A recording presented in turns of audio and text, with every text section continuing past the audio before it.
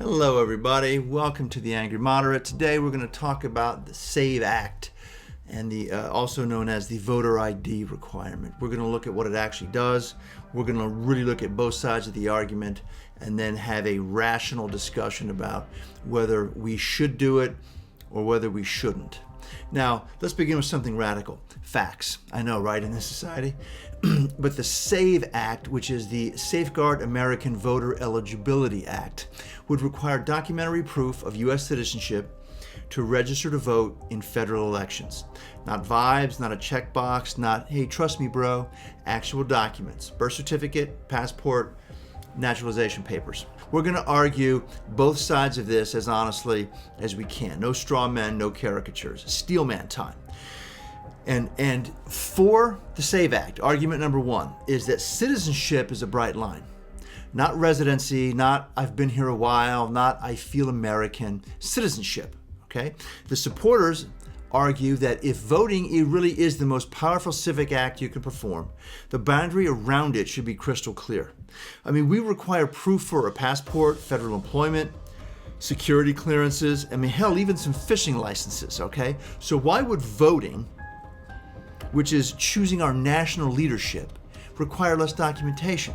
That's not an absurd idea, it's consistent. Argument number two, public trust is collapsing. Whether you think election skepticism is justified or not, it exists. Millions of Americans distrust outcomes, and that distrust doesn't just sit quietly in a corner, okay? No, it metastasizes. So the argument goes, even if fraud is rare, visible safeguards increase confidence.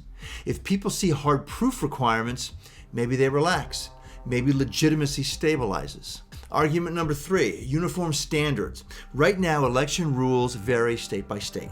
Some states require ID, some don't, some verify those things differently, some use different databases. Supporters of the SAVE Act argue that federal elections deserve federal consistency, not 50 different interpretations. Administrative clarity has an appeal to it, okay? Bureaucracies love uniformity. Argument number four, ID is required for almost everything else. You need ID to board a plane, to open a bank account, pick up medication, enter some office buildings. Hell, you need ID to return a lawnmower at Home Depot. So why is voting uniquely frictionless? And here's where the rhetoric gets sharp here. Supporters often ask, if you think voter ID is suppression, are you saying that certain groups can't obtain identification? Isn't that assumption itself insulting? All right, now we flip the board, because if you're going to change federal election law, you don't get to ignore the downside. Let's start with the most inconvenient fact in the entire debate. There is no evidence of widespread non-citizen voting in federal elections. Not vibes, not viral clips, not I heard from a guy. Actual investigations across administrations, across states, across parties. And the conclusion keeps landing in the same place. Fraud exists, but it's rare. Very rare. The kind of rare where you don't restructure the entire house because one window squeaks, okay? So if the measurable problem is extremely small, why introduce a massive structural requirement? Which brings us to point two. We have never required citizenship papers nationwide before, for over 2 centuries. Think about that. We've survived slavery, Reconstruction, 2 world wars, political assassinations, Watergate, hanging chads, Twitter, all without requiring Americans to show a birth certificate to register to vote in federal elections. That is not a trivial historical detail. That's precedent. And when you break precedent, you should have evidence of necessity, not just discomfort. If you impose a new requirement on 150 million voters, some percentage will get tangled in it. And when the original fraud rate was extremely low, you have to ask, is the barrier proportionate to the threat?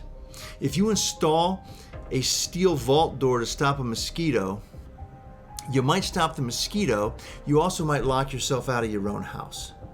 What I like to do when both sides are yelling and when both sides are cherry-picking data, when everyone's convinced the other side is evil, I like to apply what I call the disruption test.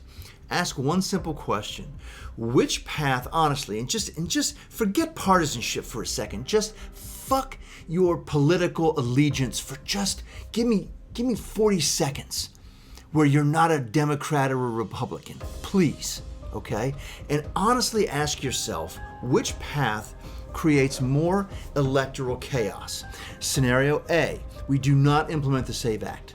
We continue using attestation. We continue with existing state-level systems. Fraud rates will most likely remain what they have historically been, which is very low.